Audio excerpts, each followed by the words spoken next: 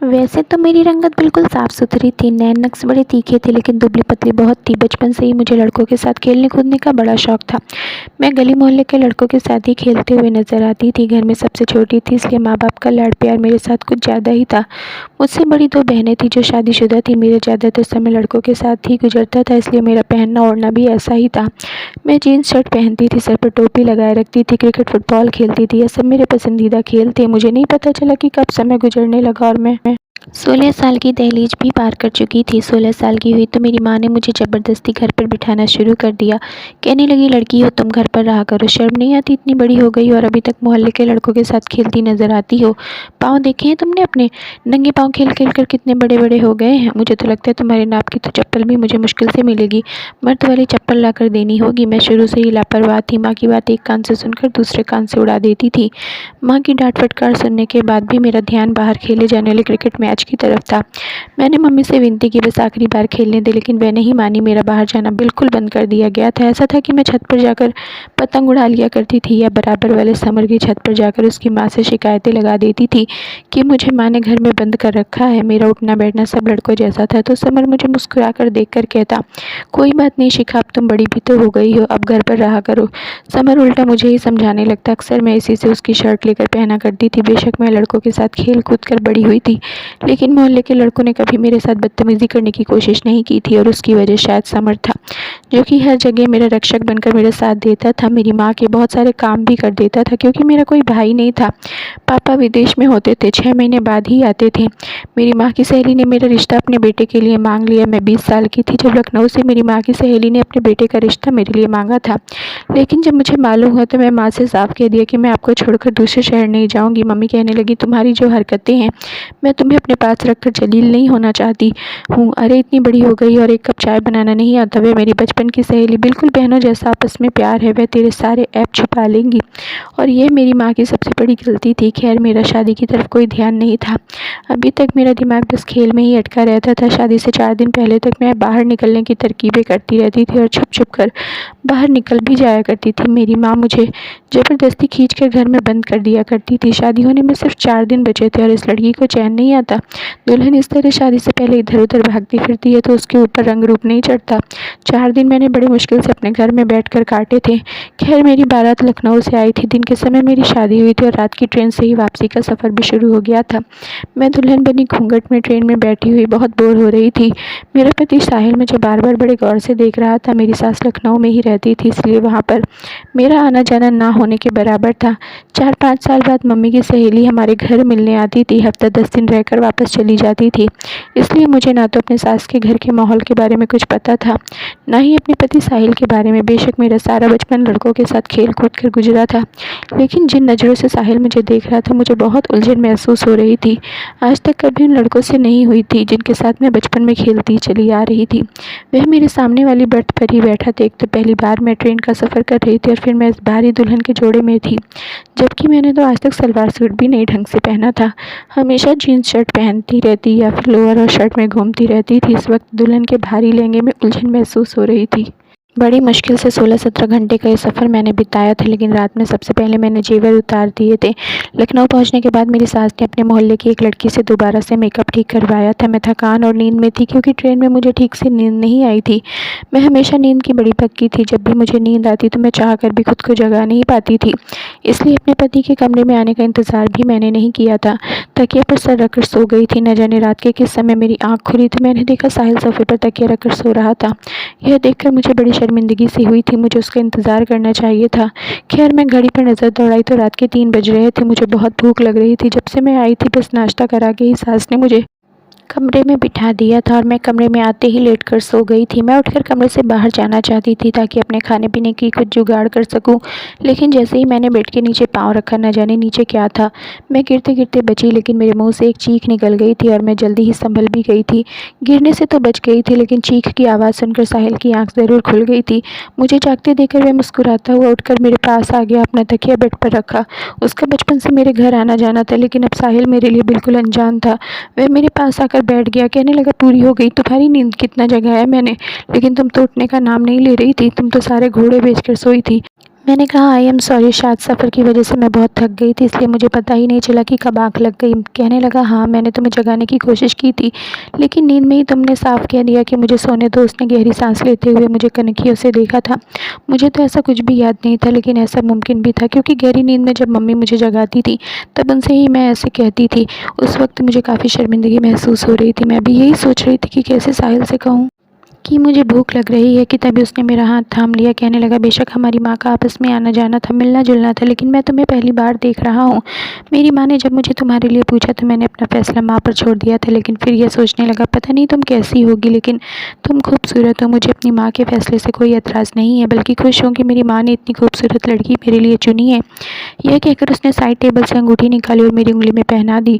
कुछ देर तक वह मेरी तारीफ़ें करता रहा। मेरे लिए सब कुछ नया नया और बहुत ही अनोखा था, क्योंकि अब तक जिन लड़कों के साथ मैं खेला करती थी वह मुझे लड़का ही समझा करते थे, कभी मुझे ऐसी बातें नहीं करते थे। इसलिए साहिल के मुँह से अपनी तारीफ़ सुनकर मुझे अच्छा लग रहा था। उसका मेरे चेहरे को छूना, मधुर शब्दों में बात करना, सब कुछ दिल फरेब सा लग रहा था कि अचानक से मेरे हाथ देखकर चुप हो गया। कहने लगा तुम्हारे हाथ इतने मोटे और बड़े क्यों हैं? लड़कियों के हाथों जैसे खूबसूरत क्यों नहीं है? उसने मेरे हाथों को छोड़ दिया था। कहने लगा मुझे लड़कियों में मर्दाना झलक बिल्कुल अच्छी नहीं लगती। मैं अपने हाथ गौर से देखी। दूसरी लड़कियों की तरह नाखून बढ़ाने का शौक़ नहीं था, ना ही अपने हाथों की केयर करने की मुझे कोई परवाह थी। इसलिए मेरे हाथ बड़े रूखे फीके और खेल खेल कर लड़कों की तरह बड़े और मोटे हो गए थे। वह बेड से उठकर अलमारी के पास चले गए। अलमारी खोलकर एक ब्लैक कलर का ड्रेस मुझे थमा दिया। कहने लगा जाओ इसे पहन कर आओ। मैं खुद भी इन भारी कपड़ों से तंग आ चुकी थी, इसलिए शुक्र किया। लेकिन जैसे ही वॉशरूम में जाकर उन कपड़ों को देखा तो नेट की बहुत ही बारीक सी नाइटी थी, लेकिन मैंने शर्माते हुए वह पहन ली। उसे पहनते हुए मैं बेहद नर्वस हुई थी। मैं कमरे में आई तो सामने साहिल परफ्यूम की बोतल हाथ में पकड़े खुद पर स्प्रे कर रहा था। मुझे देखकर मुस्कुराता हुआ मेरे पास आया और कहने लगा मुझे इस परफ्यूम की खुशबू बहुत पसंद है। यह कहकर मुझे अपने आप से लगाए बेड पर ले आया, मुझसे प्यार भरी बातें करने लगा। उसकी नज़रें मेरे पूरे शरीर पर घूम रही थी। मैं बेहद शर्मा रही थी, क्योंकि ऐसी नज़रों से मेरा पहली बार सामना हो रहा था। कुछ ही देर में उसने मुझे अपनी बाहों में समेट लिया। उसके हाथ मेरे शरीर के हर हिस्से का सफ़र कर रहे थे, लेकिन एक जगह जाकर उसके हाथ एकदम से रुक गए थे। फिर वह मुझसे एकदम से पीछे हट गया। उसके चेहरे के हाव भाव एकदम से बदले थे। मैं समझ नहीं पा रही थी कि उसे हुआ क्या है। वह फ़ौरन से कमरे से बाहर निकल गया। मैं काफ़ी देर तक उसका इंतज़ार करती रही, लेकिन वह वापस कमरे में नहीं आया। मुझे समझ नहीं आ रहा था कि आखिर उसे हुआ क्या था। अभी कुछ देर पहले तो बहुत खुश था, पता नहीं उसे क्या हुआ था। पूरी रात कमरे में नहीं आया। सुबह मैंने अपने कपड़े बदल लिए और कमरे से बाहर आ गई। मैंने देखा कि वह बाहर लॉन के सोफ़े पर सो रहा था। मुझे हैरत हुई कि वह कमरे में सोने की जगह बाहर सोफ़े पर क्यों सो रहा था। मैं जैसे ही उसके पास आई मुझे देखकर मुंह फेरने लगा, और फिर तो जैसे यह सिलसिला ही शुरू हो गया था। मैं जितना उसके पास जाने की कोशिश करती वह मुझसे उतना दूर भागता था। शादी के बाद उसकी कुछ मीठी बातों ने मेरी दुनिया बदल दी थी, लेकिन वह पता नहीं क्यों मुझसे कतराने लगा था। काफ़ी दिन गुजर गए, लेकिन उसका व्यवहार नहीं बदला था। एक दिन मैं उसके व्यवहार से काफ़ी तंग आकर उसके सामने खड़ी हो गई। मैंने कहा साहिल, आप मुझसे बात क्यों नहीं करते? क्यों मुझसे दूर दूर रहते हैं? तो वह कहने लगा तुमने मेरे साथ अच्छा नहीं किया। मुझे अगर पता होता कि तुम ऐसी हो तो मैं कभी भी तुमसे शादी नहीं करता। मैं उसकी बात का मतलब नहीं समझी थी। मैंने कहा आखिर मैंने ऐसा क्या कर दिया? वह कहने लगे तुम्हारे अंदर तो लड़कियों जैसी कोई बात ही नहीं है।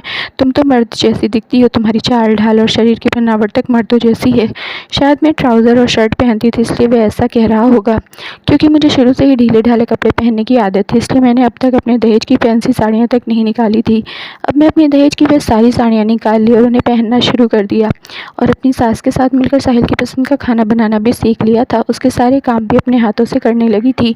2 महीने में ही खुद को मैंने एकदम बदल लिया था कि शायद साहिल का व्यवहार मुझसे ठीक हो जाए, लेकिन वह तो किसी पत्थर की तरह बन चुका था।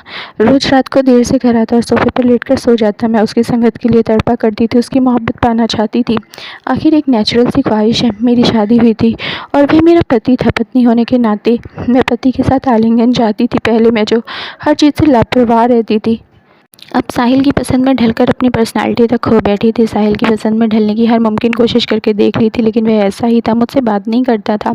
एक रात मैं सो रही थी, मुझे चिल्लाकर बात करने की आवाज़ आने लगी और शोर से मेरी आँख खुली थी। मेरी सास और साहिल में बहुत बहस हो रही थी। मैं कमरे का दरवाज़ा खोलकर बाहर आई तो सास के कमरे की लाइट चल रही थी। मैं कमरे तक पहुँच गई थी, लेकिन जो बात साहिल और मेरी सास के बीच हो रही थी वह सुनकर मेरे होश उड़ गए थे। साहिल अपनी माँ से कह रहा था कि वह दूसरी शादी करना चाहता है, और यह सुनकर तो मेरे पैरों के नीचे से ज़मीन निकलती हुई महसूस हुई थी। मेरी सास कहने लगी खबरदार, जो तुमने यह शब्द भी अपनी ज़ुबान से निकाला। वह कहने लगा कि मैं शिखा के साथ नहीं रह सकता। मेरी सास कहने लगी क्यों, ऐसा कौन सा ऐब है मेरी बच्ची में तुम्हारी खातिर? उसने खुद को बदल कर रख दिया है, खाना बनाती है, तुम्हारे सारे काम करती है, पूरे घर को संभाल लिया है, अपने उठने बैठने पहनने ओढ़ने का तरीका तक बदल दिया। और एक तुम हो कि तुम उस पर सौतन लाकर बिठाना चाहते हो। वह कहने लगा, माँ मैं आपको नहीं बता सकता कि उसमें क्या कमी है। मैं क्या, उसके साथ तो कोई भी मर्द ज़िंदगी नहीं गुजार सकता, इसलिए मैं दूसरी शादी करूँगा। सीखा, चाहे तो मैं उसे तलाक भी देने को तैयार हूँ और चाहे तो मेरे नाम के साथ भी ज़िंदगी गुजारती रहे, मुझे कोई फ़र्क नहीं पड़ता। यह कहकर वह कमरे से बाहर निकला तो मुझसे कहने लगा, तुम्हारे अंदर औरतों वाली खूबसूरती नहीं है। पैडेड कपड़े पहनने से तुम्हारे शरीर की बनावट नहीं बदल जाएगी। कभी अकेले में शीशे के सामने खड़े होकर देखना, बिल्कुल सपाट मर्दों के जैसा सीना है तुम्हारा। तुम्हारे पास आते हुए मुझे ऐसा महसूस होता है जैसे मैं किसी मर्द के पास मौजूद हूँ और मुझे तुमसे घिन आती है। तुम्हारी संगत में घुटन का एहसास होता है। मुझे तुम्हें छूने से कुछ भी अच्छा महसूस नहीं होता, ना ही मेरे दिल के जज्बातों में कोई तूफान उठता है। तुम्हारे पास आने को जी नहीं चाहता, तुम्हें देखकर मेरा जी मतलाने लगता है। मैं तुम्हारे साथ नहीं रह सकता। मैं तो उसकी बातें सुनकर होश खोकर बैठ गई थी। औरत की इससे बड़ी जिल्लत और बेइज्जती क्या हो सकती थी। जिन शब्दों में साहिल ने मेरी की थी, जो कमी उसने मुझे बताई थी, उसमें मेरा कोई बस नहीं था। जो इंसल्ट उसने मेरी की थी, मैं पूरी रात रोती रही थी। अगले दिन मेरी सास ने मुझे कहा था कि जब से तुम्हारी शादी हुई है तुम मायके नहीं गई हो, तुम कुछ दिन के लिए अपनी माँ के घर चली जाओ। मैंने कहा, मम्मी जी अगर मैं यहाँ से चली गई तो साहिल दूसरी शादी कर लेंगे। यह सुनकर मेरी सास ने कहा, मैं उसे समझाऊंगी। तुम उसका हर काम समय पर कर रही हो, इसलिए उसे तुम्हारी कदर नहीं है। जब तुम यहाँ नहीं होगी तो वह खुद तुम्हारी कमी महसूस करेगा, फिर उसे तुम्हारी कदर होगी। मुझे अपनी सास की बात ठीक लगी थी। मैं वापस अपनी माँ के घर चली गई। मैं पूरे 6 महीने बाद लखनऊ से हैदराबाद आई थी। मैं पूरी तरह बदल चुकी थी। जब मैं घर आई तो अपनी माँ के गले लगकर फूट फूट कर रोने लगी। मेरी माँ समझी कि मैं उनसे दूर रहने की वजह से उदास हूँ, इसलिए रो रही हूँ। अभी मुझे आए हुए 1 घंटा भी नहीं हुआ था कि जब मोहल्ले के सारे लड़के जो मेरी उम्र के थे मुझसे मिलने आ गए। लेकिन मैं आज उनसे दूरी बनाकर मिल रही थी, क्योंकि मेरी सोच बदल गई थी। मैं सबसे हंस-हंस कर बातें कर रही थी, लेकिन दिल ही दिल में परेशान हो रही थी। सब बातों में बिज़ी थे, बस एक समर था जो मुझे चुपचाप देखे जा रहा था। जब सब लोग चले गए थे, वह आकर मेरे पास बैठ गया। कहने लगा, तुम्हें क्या हुआ है शिखा, इतनी उदास क्यों हो? मैंने कहा, नहीं मैं तो बहुत खुश हूँ। यह कहते हुए मेरे शब्द ना चाहते हुए भी नम हो गए थे। वह मेरे चेहरे को, मेरी आंखों को बड़े गौर से देख रहा था। कहने लगा, हाँ नज़र आ रही है मुझे तुम्हारी खुशी। बचपन साथ गुजारा है, हमने खेले हैं, साथ रहे भी हैं, इसलिए मुझसे झूठ मत बोला कर। तुम्हारे पति ने तुम्हें कुछ कहा है तो बस एक बार इशारा कर दो, फिर देखो साले को कैसे ठीक कर दूंगा। उसने अपनी आस्तीन चढ़ाते हुए कहा। मैंने कहा, तमीज़ से बात करो, तुम्हारे जीजा जी हैं। वह कहने लगा, तुम्हारी आंखों में आंसू लाने वाला जो बच्चे बनेगा तो उसे छोड़ूंगा नहीं। मैंने कहा, समर वह बहुत अच्छा है। अब मैं उसे क्या बताती, समर की बहन के साथ भी बचपन से ही मेरी दोस्ती थी। वह शादीशुदा भी थी। सोचा कि जाकर उससे हाल पूछती हूँ, शायद मेरी मदद कर दे। अगले दिन मैं समर के घर चली गई। समर उस समय अपने पापा के साथ उनकी दुकान पर गया हुआ था, क्योंकि अगर समर घर पर होता तो मेरे सर पर ही मंडराता रहता। मुझे देखकर समर की बहन बहुत खुश हुई थी, मुझसे मेरी शादीशुदा ज़िंदगी के बारे में पूछने लगी। मैंने उसे यही कहा कि साहिल बहुत अच्छा इंसान है और मैं बहुत खुश हूँ। फिर बातों ही बातों में झिझकते हुए वह सवाल भी पूछ लिया जो मेरी ज़िंदगी का सबसे बड़ा प्रॉब्लम बन गया था। वह मुझसे कहने लगी कि वह मुझे एक लेडी डॉक्टर के पास ले जाएगी जो इस बात का इलाज करती है। मैं यह सुनकर खुश हो गई थी। मैं चाहती थी बिना किसी से कुछ कहे मेरी प्रॉब्लम का हल हो जाए, इसलिए मैं अगले दिन ही समर की बहन के साथ उस लेडी डॉक्टर के पास चली गई थी। उसने मुझे कुछ दवाइयाँ दे दी और अच्छी खुराक खाने के लिए भी कहने लगी। मैं घर वापस आई तो फ़ोन पर मेरी माँ मेरी सास से बात कर रही थी। मैंने माँ से फ़ोन ले लिया और ख़ुद अपनी सास से बात करने लगी और उनसे साहिल के बारे में पूछने लगी। वह कहने लगी, मैं रोज़ उसे समझाने की कोशिश कर रही हूँ, लेकिन वह मेरी बात सुनने को तैयार नहीं है। लेकिन तुम चिंता मत करो, मैं उसे मना लूँगी, तुम बस अपनी सेहत का ख्याल रखो। मैं बहुत परेशान थी, लेकिन डॉक्टर ने जो मेडिसिन मुझे दी थी वह मुझे खाना खाने के बाद खानी थी। लेकिन सास से बात करने के बाद जैसे मेरी भूख खत्म हो गई थी। मुझे लगा था मेरे जाने के बाद साहिल को मेरी कमी महसूस होगी, वह मुझे याद करता होगा, लेकिन वह तो वैसा का वैसा ही था। मैंने कुछ ही निवाले खाए और अपनी मेडिसिन खा ली। उसे खाने के बाद मुझे अजीब सी बेचैनी होने लगी थी। सीने में दर्द की टीस उठने लगी थी। मुझे अपना सीना भारी भारी लगने लगा था।